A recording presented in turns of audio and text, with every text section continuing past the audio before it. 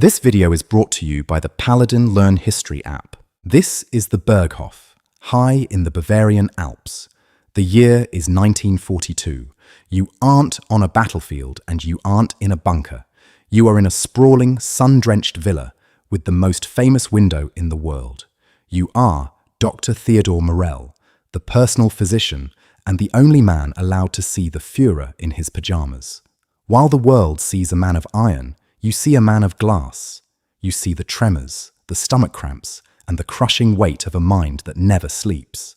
I used AI to reconstruct 24 hours of the most intimate, strange medical relationship in history. This isn't about the war.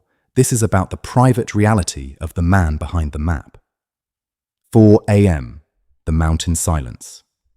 The day begins with a silence so thick it's deafening. The Obersalzberg air is crisp, smelling of pine and cold stone. You wake up in your private wing. You know he's still awake. He's an insomniac who views sleep as a waste of time. You hear the faint sound of a Wagner record playing in the Great Hall. You lie there, checking your medical bag. You carry vitamultin, glucose, and a cocktail of enzymes and stimulants. This is the meat of your relationship. You are the man who keeps the machine running. You are his magic doctor. The morality of your position is simple. You don't see a dictator. You see a patient who treats you with a strange, childlike dependency. 9 a.m. The morning ritual. He finally sleeps for a few hours at dawn and wakes up mid-morning. You enter his bedroom. It is surprisingly simple.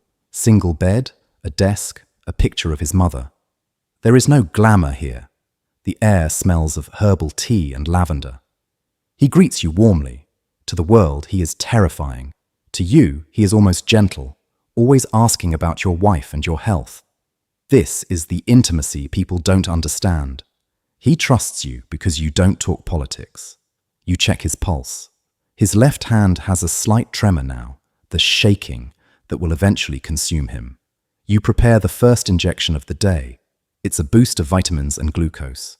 You see the immediate relief in his eyes. You've just hit the on switch for the leader of the Third Reich. 11 a.m. The vegetarian table. Breakfast is a performance of discipline. You sit with him, his secretary, and his dog, Blondie. He eats an apple, some oatmeal, and drinks peppermint tea. He talks, at length, about his days as a struggling artist in Vienna. He is a man obsessed with his own mythology. You watch him carefully. He is a strict vegetarian, yet he is constantly suffering from crippling stomach pains. You realize that his diet is a form of penance, a way to feel pure while he makes decisions that shake the earth. You take notes in your diary, notes that the other generals like Speer and Goering would give anything to see. They hate you, they call you a quack, but you have the one thing they don't, his total, unshakable confidence. 2 p.m., the Alpine walk. He takes his daily walk down to the tea house. He moves with a rigid, hurried pace. You walk a few steps behind him. The AI reconstruction shows the massive mountains framing this tiny man in a brown tunic. He stops to look at the view. He talks about how he will rebuild Berlin to dwarf Rome. He speaks of grandeur and eternity. You notice his skin is becoming grey, a waxy texture from the lack of sunlight and the sheer volume of medications. He is a man living entirely inside his own head. You are the only one who sees the cracks in the facade, the way he leans on a cane when he thinks no one is looking. 6 p.m. The Cabinet of Shadows. Back at the Berghof, the evening treatments begin. This is the moralic weight of your job. He is exhausted, his eyes bloodshot from reading reports. You give him another cocktail. You are essentially keeping him in a state of chemical equilibrium. If he's too high, you bring him down. If he's too low, you bring him up. You see the deep, dark circles under his eyes. He looks at you and says, "Morell, without you, I wouldn't last a day." It is a moment of profound, uncomfortable intimacy. You realize that you aren't just his doctor, you are his crutch. You are the man who enables the genius and the madness to keep functioning. 11 p.m. The midnight tea. The sun is gone, and the house enters its true peak. He is a night owl. He gathers his inner circle in the great hall by the massive fireplace. He monologues for hours about everything: history, dogs, the stars, the future of the German people. You sit in a corner, watching. He is magnetic, even when he's talking nonsense. You see the way the others hang on his every word, terrified and enamored at the same time. You are the only one who isn't afraid. You see the physical decay they choose to ignore.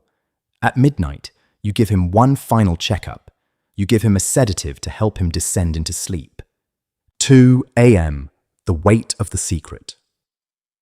You head back to your room. You are exhausted. You write in your medical log, using codes for the drugs. You know that if the world knew how much this man depended on your needles, the myth of the Superman would shatter. You lie in bed, listening to the wind rattle the mountain shutters. You aren't a politician. You aren't a soldier. You are a doctor who has become part of a person's private anatomy. You've seen the man who wants to own the future, but you've also seen the man who can't digest a piece of bread without your help. It is a quiet, intimate, and deeply moralic burden. You have reconstructed his health every day for years, and as you drift off, you realize that while he is dreaming of empires, you are the one who has to make sure he wakes up to see it.